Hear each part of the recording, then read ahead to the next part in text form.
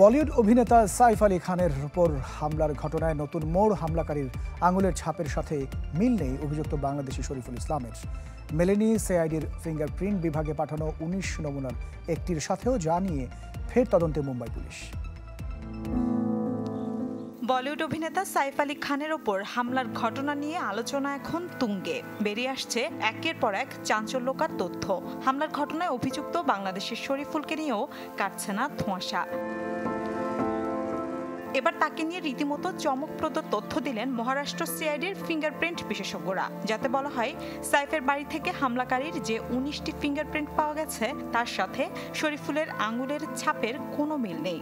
হামলার পর সাইফ আলীর বাড়ি থেকে হামলাকারীর ১৯টি ফিঙ্গারপ্রিন্টের নমুনা সংগ্রহ করেছিল মুম্বাই পুলিশ।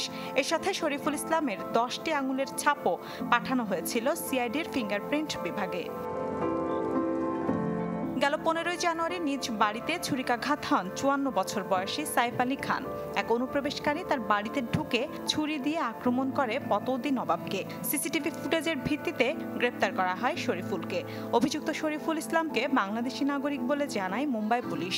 তাদের দাবি, শরীফুল অবৈধভাবে ভারতে প্রবেশ করেছিলেন।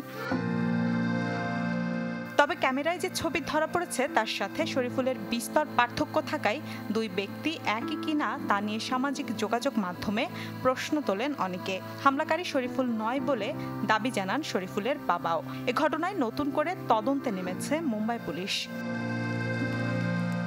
এদিকে ২১ জানুয়ারি হাসপাতাল থেকে ছাড়া পাওয়ার পর রোববার প্রথমবারের মতো বাড়ির বাইরে পা রেখেছেন সাইফ আলী। এ সময় তার আশপাশে ছিল কড়া নিরাপত্তা। সাথে ছিলেন স্ত্রী কারিনা কাপুরও।